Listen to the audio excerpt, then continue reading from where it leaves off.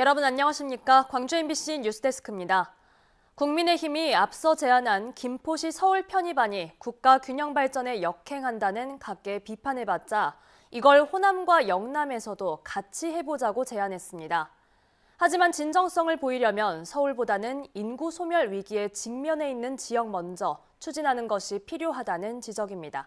김영찬 기자가 취재했습니다. 국민의힘 김기현 대표가 김포시의 서울 편입안에서 한 발 더 나아간 제안을 했습니다. 메가시티를 구체화하는데 서울뿐만 아니라 부산과 광주에서도 각각 메가시티를 만들어 세 개의 축이 되도록 해보자는 구상입니다. 그러면 수도권과 비수도권의 격차도 줄 것이라고 했는데 단서를 달았습니다. 해당 지역에서 하겠다고 하면 추진하겠다는 겁니다.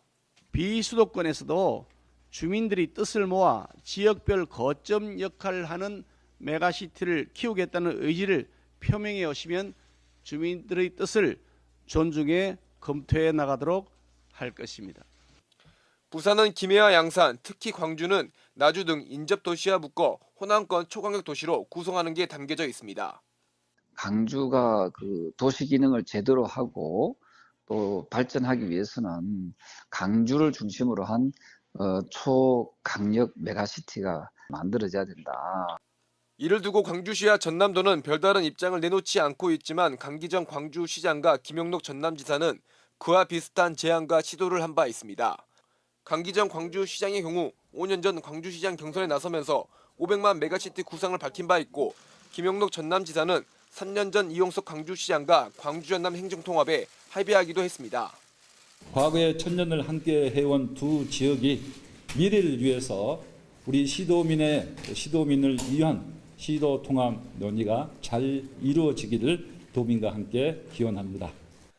하지만 광주-전남 행정통합이나 메가시티 구상은 동력을 상실한 상태. 국민의힘이 제안한다고 해서 사라진 불꽃이 다시 붙을지는 알 수 없습니다.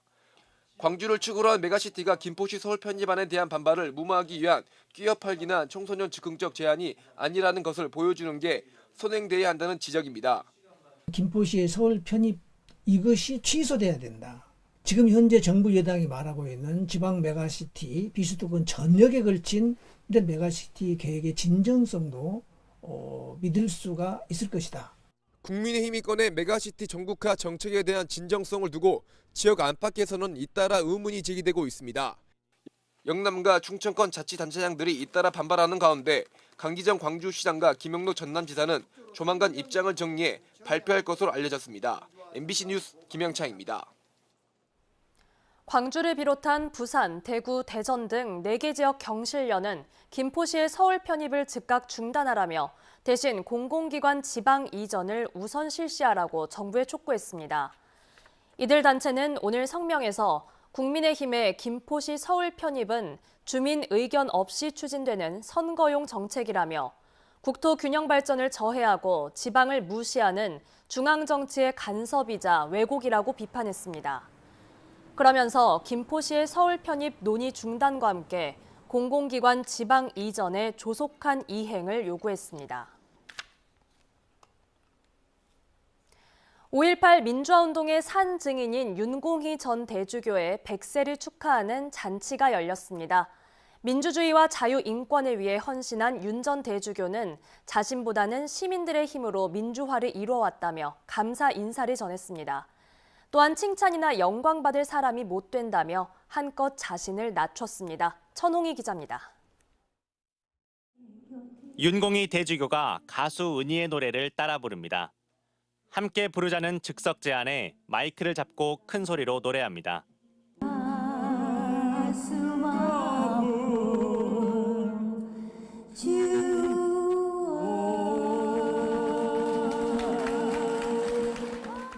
광주 전남 김대중 재단은 5.18 민주화운동의 산 증인이자 민주주의와 자유인권을 위해 헌신해온 윤 대주교의 100세 생일을 축하하는 잔치를 열었습니다. 1924년 11월 8일 평남 진남포에서 태어나 올해로 한국 나이 100살이 된 윤공희 대주교는 1973년 광주 대교구장을 맡으며 광주와 인연이 시작됐습니다. 1973년부터 제7대 광주 대교구장을 맡았던 윤공희 대주교는 5.18을 겪으며 광주 시민의 아픔을 함께해왔습니다. 1980년 5.18 민주화운동 당시 현재 5.18 민주화운동 기록관에 있던 집무실에서 계엄군에 폭행당하고 있는 젊은이를 목격한 일은 윤대주교의 가장 아픈 시련이었습니다. 5.18의 참상을 직접 목격한 뒤 시민들의 상처를 치유하고 진상규명에 앞장섰습니다. 그들이 남겨간 민주화의 거룩한 정신이 이 땅에 찬란하게 꽃피게 되기를 기원하고자 합니다. 5.18 관련자로 사형 판결을 받은 고 정동연 씨 등의 사면을 요청하기 위해 전두환을 찾아갔고 가명을 끌어내기도 했습니다. 윤공기 대주교님께서 정말 3명의 사형수를 면하게 해주셨습니다. 저희는 서로 부둥켜 안고 울고 불고 거기서 난리가 났습니다. 너무 감사하고. 이후 윤 대주교는 김소환 추기경 등과 함께 5.18 항쟁을 국내외로 알리고 진상규명과 책임자 처벌을 꾸준히 요구해왔습니다. 진정한 용서와 또 정의에 대한 계속적인 요구, 정의를 세우기 위한 그것은 같이 있을 수 있는 거예요. 사목생활 대부분을 고통받는 민중들에게 복음을 전하고 정의를 구현하는 데 바친 윤 대주교는 자신은 민주주의를 위해 한 게 없다며 한껏 몸을 낮췄습니다. 옥고를 치르신 분들이 다 여러분 계십니다.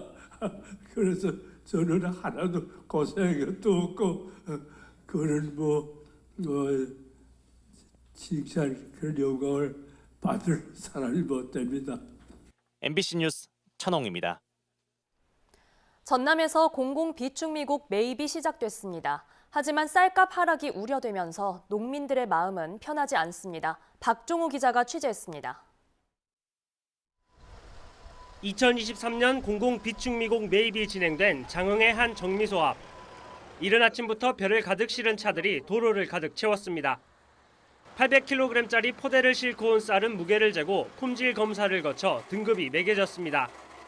오늘 전매상이고요. 6톤백 가져왔는데 좋은 등급 나왔으면 좋겠습니다. 공공 비축 매입은 40kg당 3만 원을 농민들에게 우선 정산해주고 연말에 산지 쌀값이 정해지면 나머지 차액분을 지급합니다. 수확기를 맞아 산지 쌀값은 하락세를 보이고 있는 상황.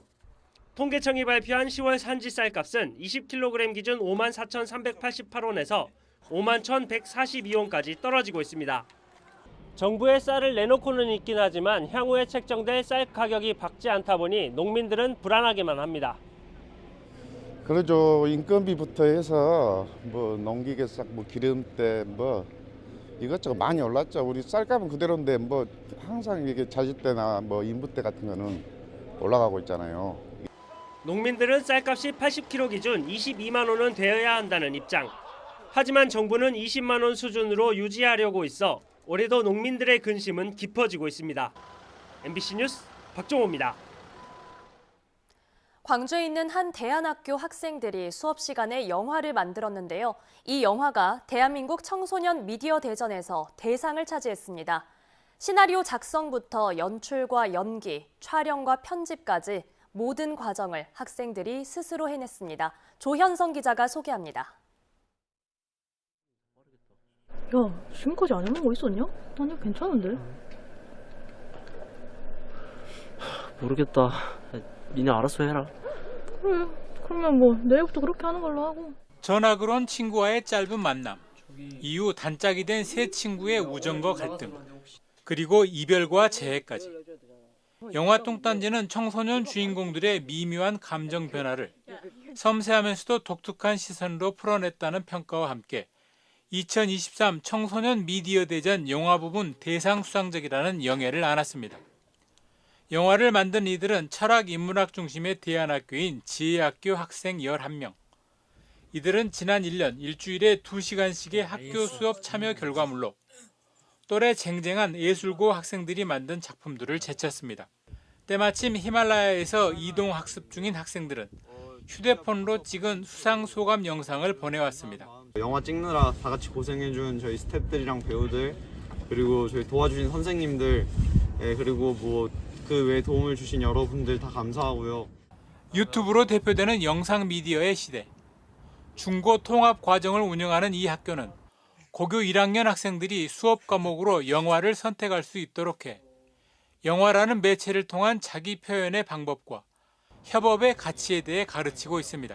내가 내 역할을 소화를 해내야만 우리의 결과물이 나오는 그런 경험을 할 수 있다. 그런 것에 의의가 있겠다 생각을 해서 교육과정이 있습니다. 23년 역사를 자랑하는 대한민국 청소년 미디어 대전에는 올해 영상과 사진 부문 등에서 400여 작품이 출품됐고 뚱딴지를 비롯한 수상 작품들은 미디어 대전 온라인 상영 전시관에서 감상할 수 있습니다. MBC 뉴스 조현성입니다. 강한 비가 지나가더니 이제는 초겨울 추위가 찾아왔습니다. 날씨가 추워지면서 백운산에는 단풍이 물들기 시작했는데요. 하지만 올가을 날씨가 따뜻했던 탓에 예년만큼 단풍이 선명하지는 않다고 합니다. 김단비 기자입니다. 산책을 나온 시민들의 옷차림이 부쩍 두꺼워졌습니다. 하루 이틀 만에 계절이 겨울로 변했다고 느낄 만큼 강한 추위가 찾아왔습니다. 비가 그친 뒤 아침 기온이 큰 폭으로 떨어졌고 순간적으로 초속 20m가 넘는 태풍급 강풍이 몰아치기도 했습니다. 며칠 전에는 막 반팔도 입고 돌아다녔는데 분명 뭘 입어야 될지 모르겠어요. 겨울에 또 새벽엔 추우니까 하나 더 걸치고 또 걸치고. 산으로 둘러싸인 고즈넉한 사찰. 푸른 하늘 아래 나무들이 울긋불긋 가을 옷으로 바꿔 입었습니다. 광양 백운산에도 단풍이 물들기 시작했습니다. 하지만 빨갛고 노란 단풍 사이로 여전히 초록빛을 띠고 있는 나무도 적지 않습니다. 올가을 유난히 따뜻했던 날씨 탓에 단풍이 물들 시기를 놓친 겁니다. 특히 전남은 11월 최고 기온이 30도에 육박하기도 했습니다. 단풍 구경을 나온 나들이객들은 아쉬움을 드러냅니다. 오면서 이제 이 친구들하고 하는 얘기가 단풍이 예전 같지 않다. 지금 시점으로 봐서는 물들어야 될 텐데 뭔가 이상하다. 산림청에 따르면 단풍이 드는 시기는 매년 약 0.33일씩 늦어지고 있습니다. 지구온난화로 인한 기후변화가 지속될 경우 가을이 짧아지고 단풍색도 점점 옅어질 것이라는 관측도 나오고 있습니다. 예년만큼 화려하지는 않지만 올해 전남 지역 단풍은 다음 주 절정을 이룰 것으로 전망됩니다. MBC 뉴스 김단미입니다.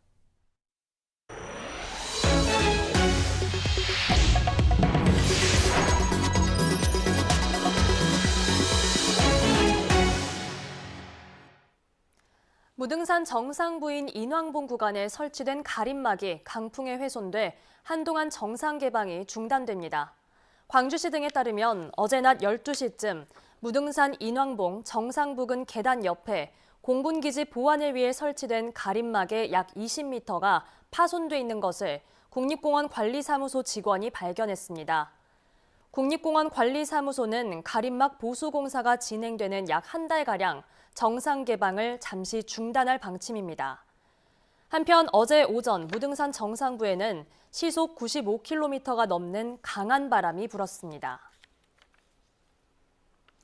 한평군이 다음 달에 군공항 이전 관련 여론조사를 실시할 것으로 알려졌습니다. 한평군은 광주 군공항 이전과 관련해 2차례 연기했던 군민 여론조사를 다음 달에 실시하는 방안을 적극적으로 검토하고 있는데 군공항 이전을 둘러싼 논란이 세국면을 맞을 것으로 보입니다.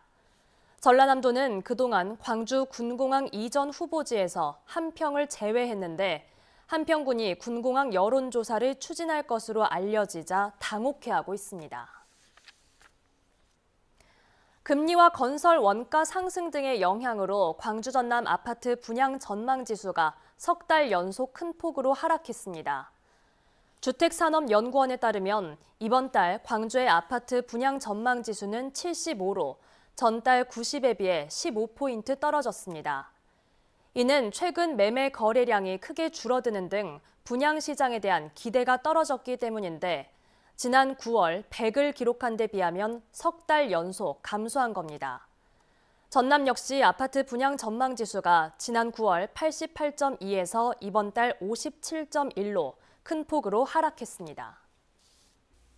언제 어디서나 내 손 안의 뉴스. 광주 MBC 뉴스 유튜브 구독으로 함께하세요.